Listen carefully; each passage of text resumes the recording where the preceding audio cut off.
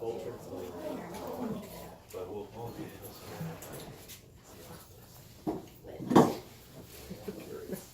That was pretty painless. I did. make sure Rain knows. I was over Oh boy. Here, hope you look.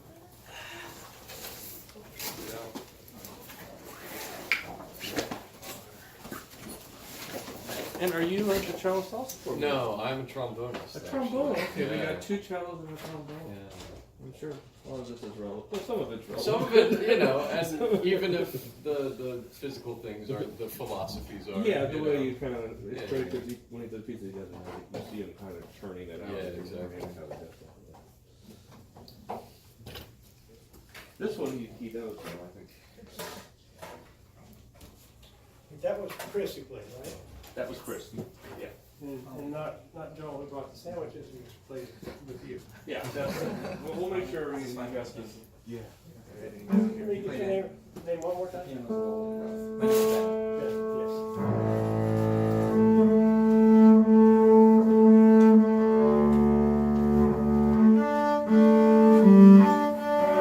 Can you get the door open?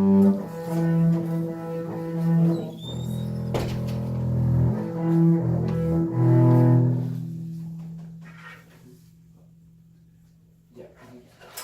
Yeah, just what the zipper should be.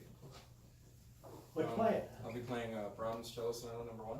Just up until the A section. Okay, cool.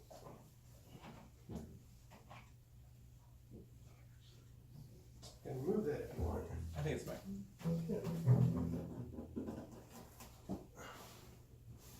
Not the best way to do that, but.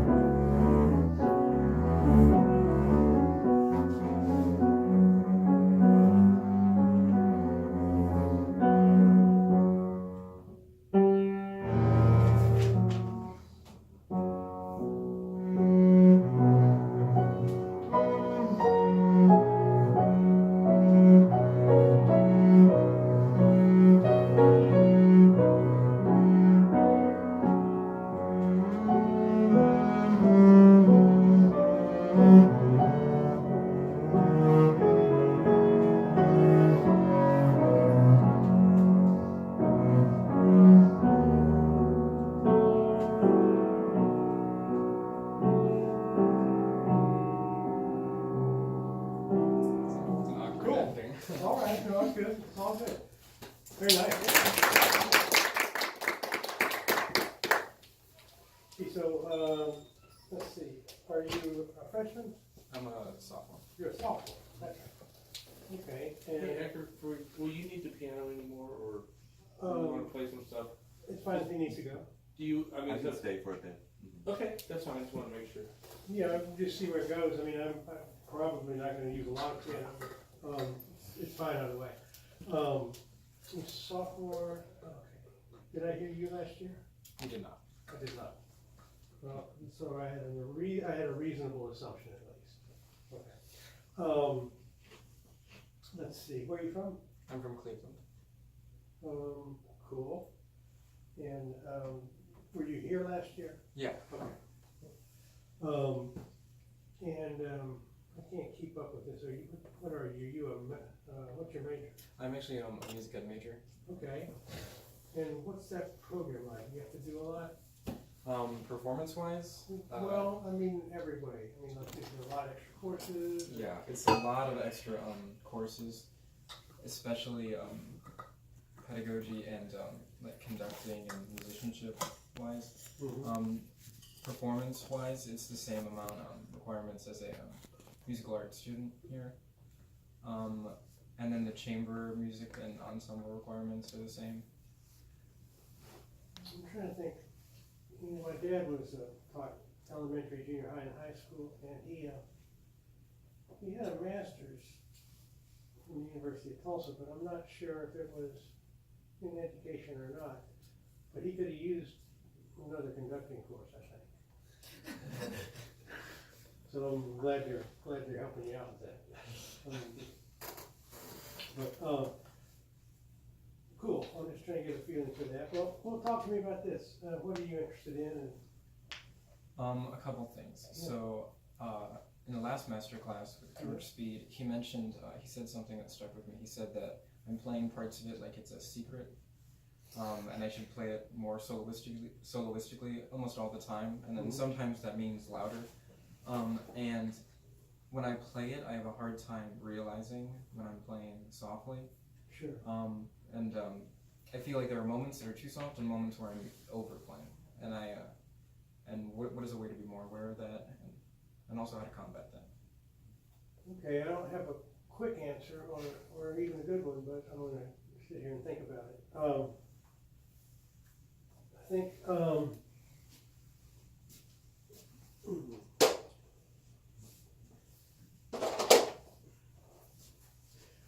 I think what has to happen eventually is you want your voice on the instrument, to have kind of a natural projection. And it's not, I mean, what I'm trying to say, and I don't quite have the words, you want those issues to get internalized in a way so that you just naturally play strong or naturally play in a communicative way. And which doesn't answer the question at all. But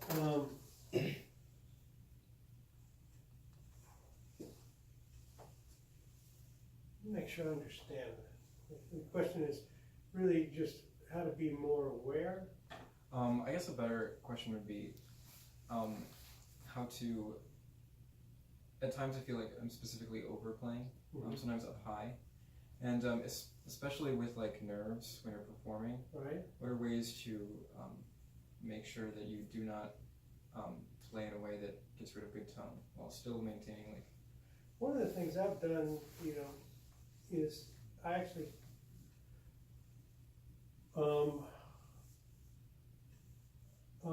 I try to get my basic playing to where I can play extremely strong, and then when I perform, I actually can back off a tiny bit.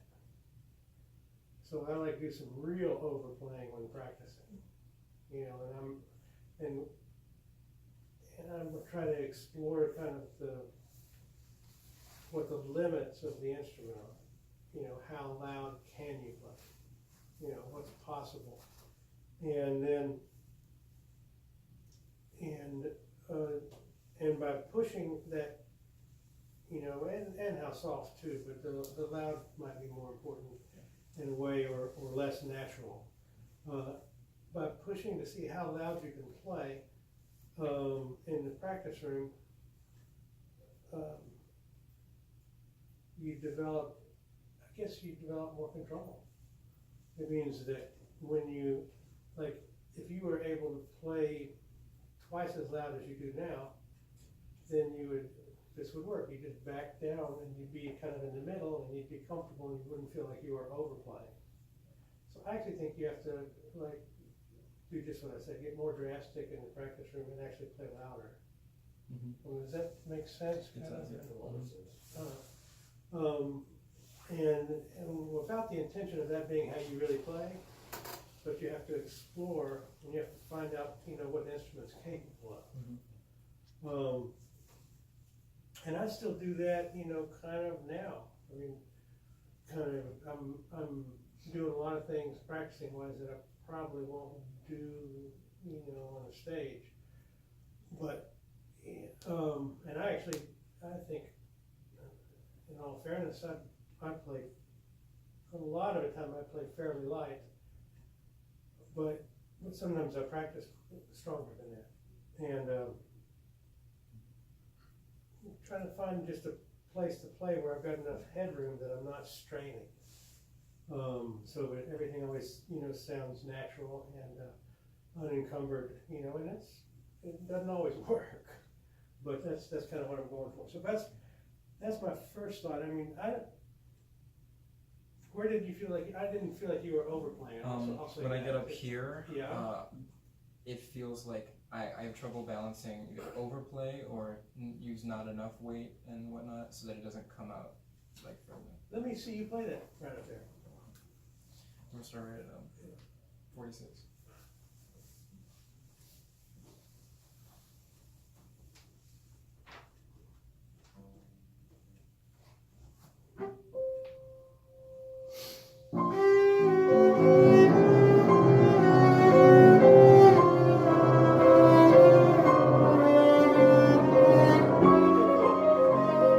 Now, is this over right now, or is that normal, or is that?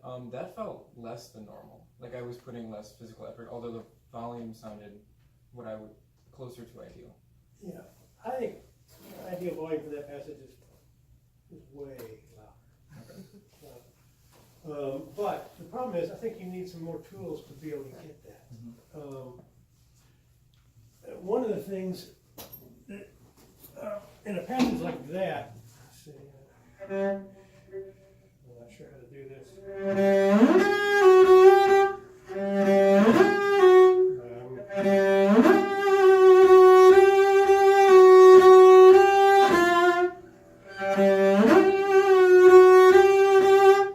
So one of the things I'm doing when I'm going closer to maximum is on a lyric passage like that, I'll go more vertical. Okay. Like you see, you're kind of like this, and the reason I do that, and the reason I recommend it is you just get more contact, and so you've got a starting place where, so then you can move your bow to the bridge and you can push harder. Yeah, so see, experiment would be a little more vertical. Okay,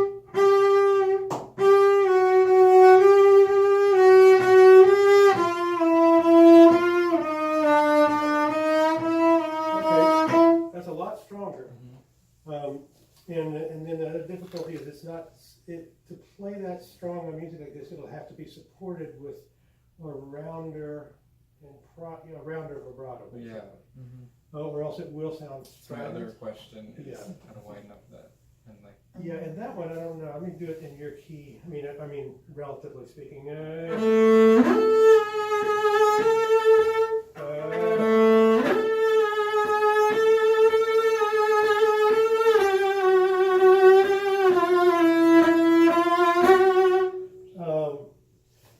I can see several things happening.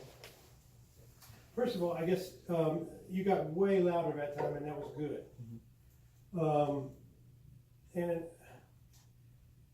But the bow eventually has to get a little stronger and more even, and a little slower. I think it felt Well, let me see you do it one more time. I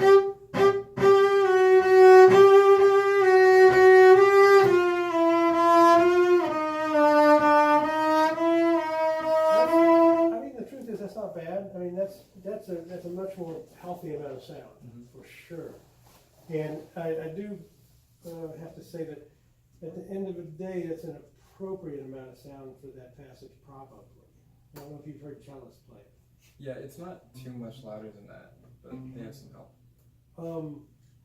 It's just, if you, once you, yeah, the cellists are getting their instrument does more than ours, you know, but the piano part is well balanced for a loud cellist, you know, and it's okay in a small room with an upright and somebody who's being generous to you, but the realistic balance is it takes a pretty big crank to get it out there. Yeah. Can I ask one question? We were struggling in the lesson about this today, actually. Doing that octave leap, would you use an octave on either harmonic on either end, or would you keep the string down? Some guys did it both ways. I don't know. Okay. It would be a percentage shot, you know, if I was, it wouldn't be just expressively, it works both ways. Ironically, and there might even be a middle ground. I mean, that was maybe the tiniest bit of harmonic. Tiniest? On the front, on the lower? Or the lower was a harmonic. Okay, you definitely do the lower harmonic and then... Yes, I mean, not necessarily. That's a good point. I don't know. Just the sound when you play, it sounds so convincing, and we were working on that. Well, I do think that the next issue is the vibrato and how to get, you know, and in the lower registers, you know, I start having to add fingers to get vibrato. Up that high, you don't really need an extra finger.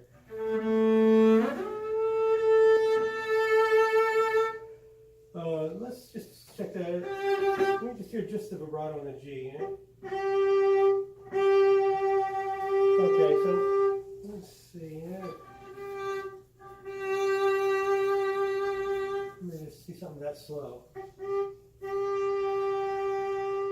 See what I'm detecting, and I'm not sure, is that your part of you is avoiding the wider rock because it feels like you're going to lose the contact with the string if you do. Like on the right side especially. Yeah. And so how to fix that? I mean, it helps for me to have like this whole unit here, which is also I've got I don't know if you can see where I'm on the finger. But I've got the first finger next to it, and they're kind of in tandem, and the thumb's even part of the balance. And I've got it up here, just to, it just helps, no, I've got it down here. It's down there with them.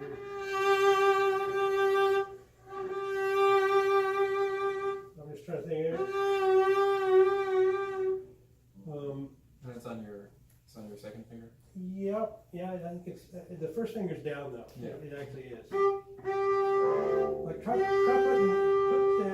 ahead and put the first finger on F sharp.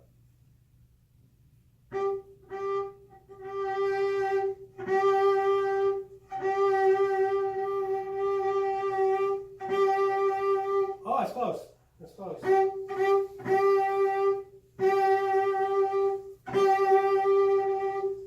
So how do you practice that slow? That's a, I don't know. You practice slow and then, how do you practice? Well, you know, the ultimate thing about practicing is you problem solve and you figure out how to make yourself sound better, you know, and careful, you know,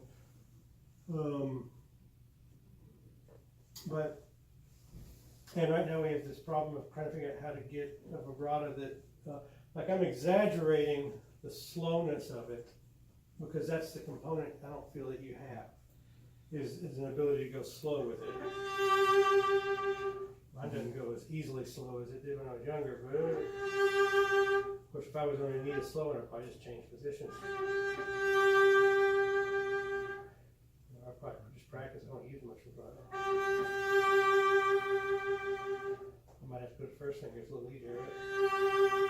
But let's see.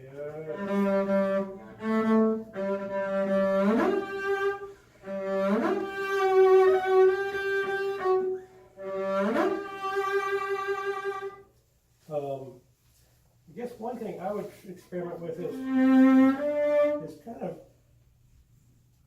in the registers that you're going to need. I do it all over the instrument, in all honesty, but I do remember at some young age my father having me practice vibrato like in rhythms, like eights, and then triplets, and sixteens.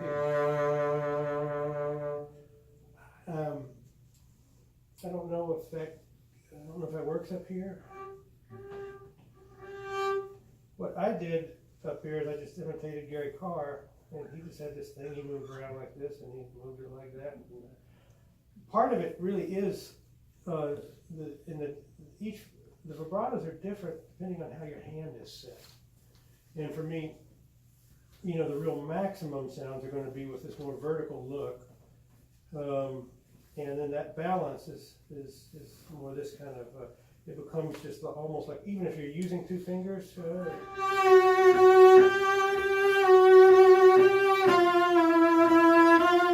it's still kind of like one finger. Mm-hmm.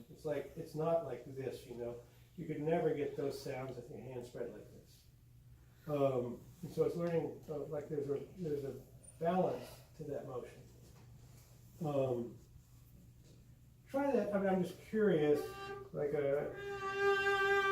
try rhythms up there, see what it does.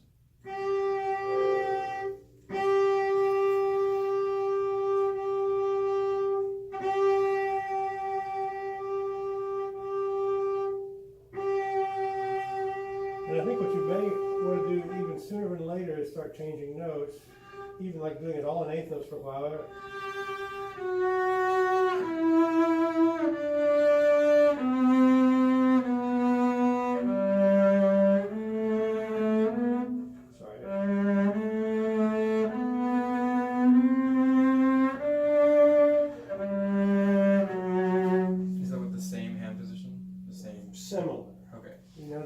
There's some necessary moving of it as you change registers, as you do different intervals, but it doesn't. I mean, you can even do some one-fingered stuff. Sorry.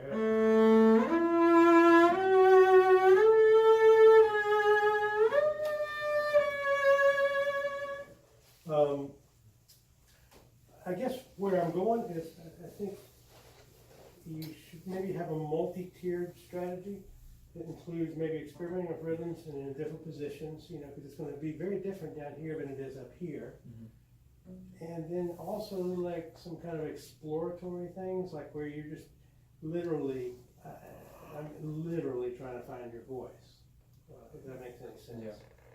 Yeah.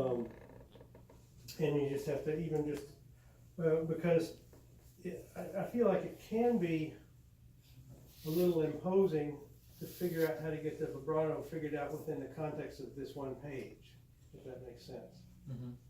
It would be easier if it was if it had some kind of general component where you're just exploring around the instrument and trying stuff and trying to find, the sweetest sound. There's an element of fluidity that I don't know how to create, and I saw you get within an inch of it for a second. There has to be, it needs to not be. Do you mean like fluidity in this position of just moving? Is it? I think I know the spot you're talking about. There's a moment where I feel like I'm in a groove and my hand can stay. Well, when you were doing the rhythms on the G, there was a speed for a second where it didn't go click, click, click. It went round, like there was no stop back and forth. It went round. I think it has to do with my forearm on the bass. Because I think I remove it completely when I get down to. Good. You should remove it.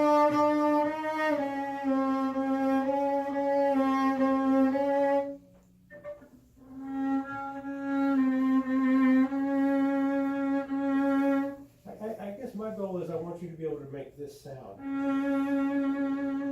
Because that's the opposite of what you got going right now.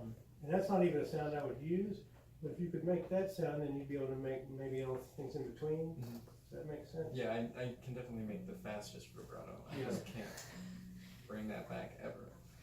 Well, then you should I don't know, but I would consider like doing it too fast may kind of reinforce the fast. Yeah. I might advocate for just like, I don't know, what do you think, Glenn? Yeah, trying to slow it down, but also the measure stuff, it does help. I think it's just ultimately when you put in real vibrato, I think a little more involvement in the upper arm gets involved. But when you do the mechanical, it's a little more, the measured, like 1 and 2 and 3 and 4. Oh, okay. Yeah. But practicing it helps. Does that make? You see what I'm saying, Edgar? It's when I have students do the measured, vibrato, it's more here. But when they, especially in a lower position, but then when they get to a more natural vibrato, you see a lot more, like you have a lot more movement in the upper That arm. changes up here though. Look at the.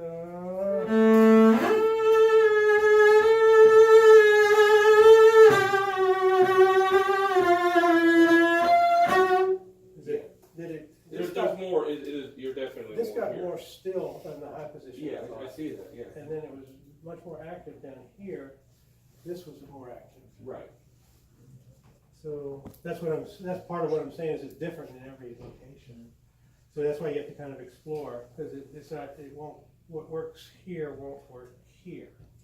Yeah. You want the expression to be kind of continuous, but mechanically it changes as you move around. I liked what I saw when you did the rhythms. In that section? I think we're just on one note. When you started to do rhythms, have you tried that before? Yeah, with vibrato? Yeah. Yeah.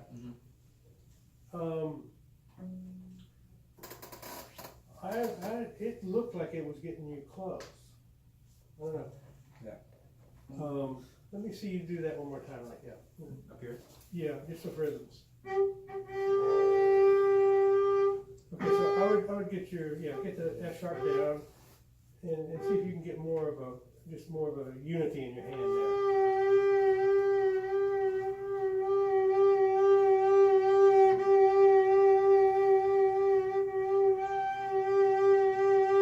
What's the next unit up?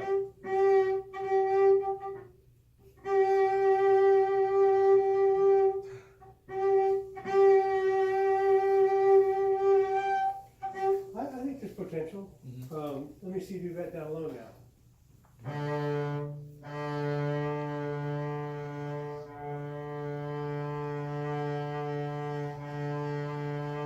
want to go so much faster.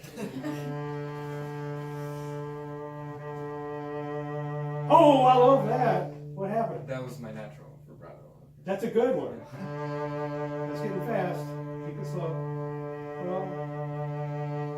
Well, that's got a roundness to it. And you're using your second finger to make it a little fatter. And the motion of your arm is natural and round. You just have to achieve that up there. So that's a good. You need to expand out from that vibrato. Okay.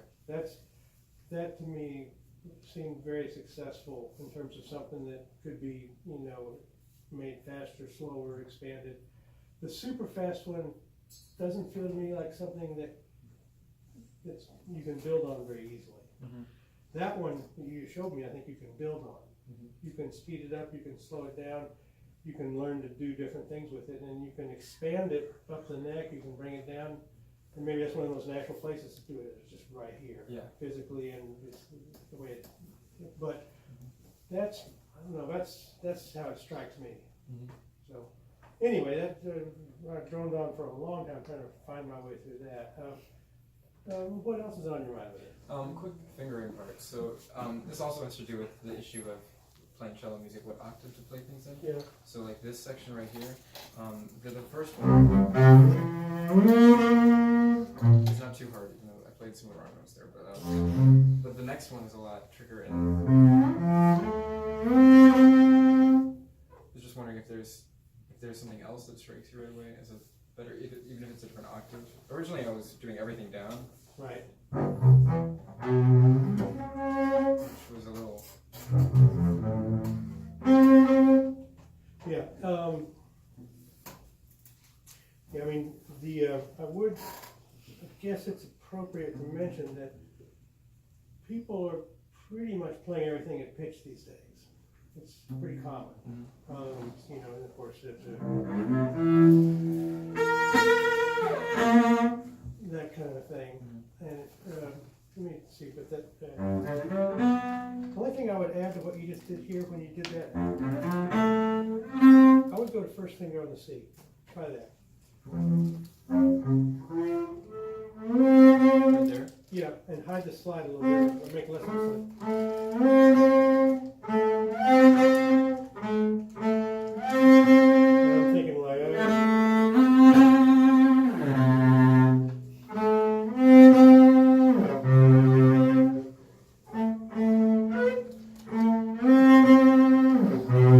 and once again, you want to do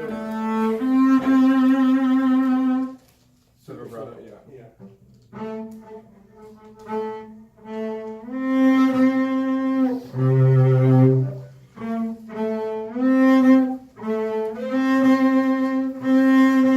So that's one of the things you have to think about is to play fortissimo, but with really slow vibrato. Because what's happening is fortissimo, your body goes, okay, it's like fight or flight. You go, and so you go, you know, and you actually have to get some independence and go strong here, but really slow.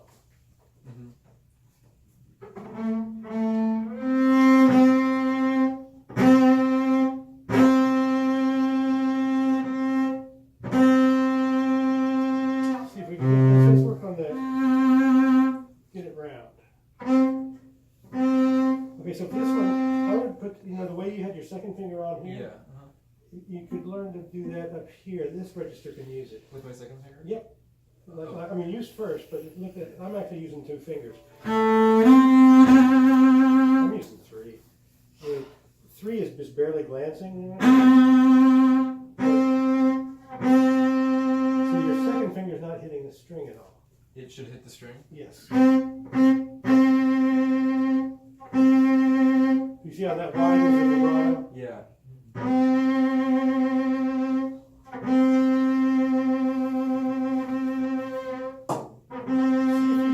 I'm looking for that thing that you did down here, up there. Can you find that?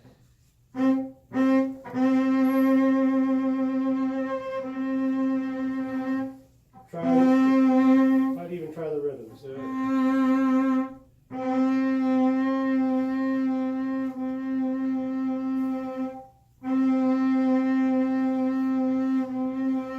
Let me try another approach. Okay, start with this note where I love the vibrato. Go up and out. I think it's the thumb. Right? You still got it. Let's see where it goes away.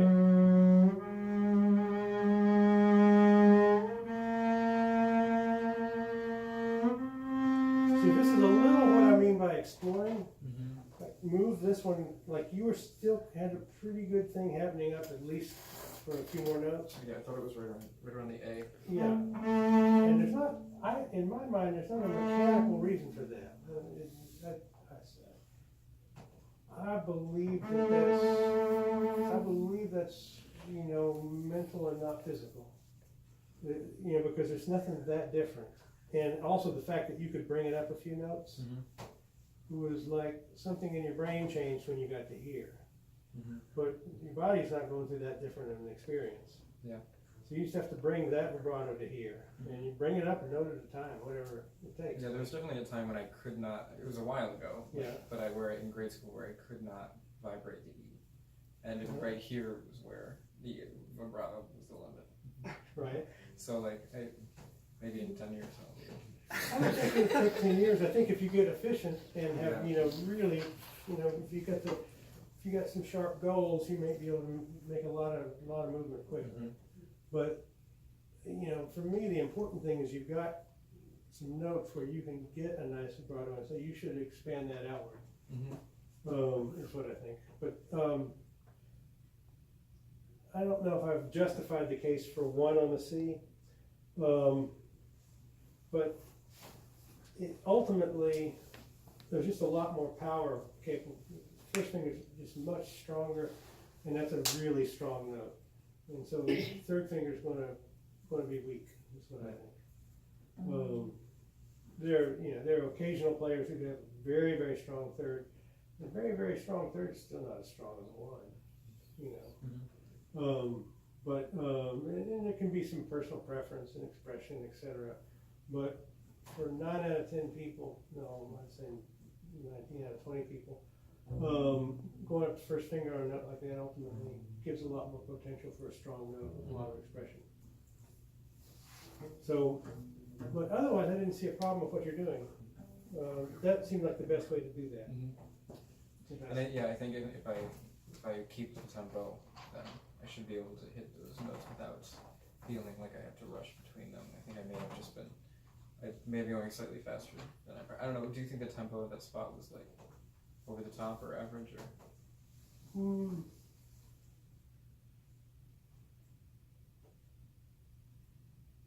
I don't exactly remember. I think it probably was not. It was either average or slow. It wasn't fast. And let me see it one more time, just to make sure I understand. So here's a trick.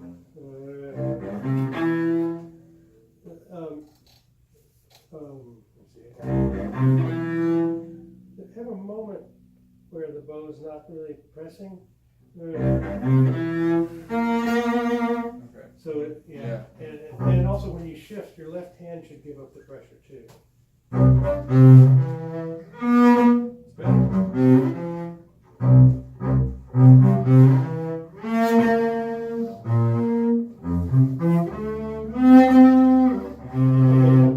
That was better. And then, for example, when you go up here, boom, boom, boom, boom, you actually need to find a way to play these 2 notes that is a little more. Right now, when you switch from 2 to 1, there's a pretty radical change in your hand. Oh, you mean that looks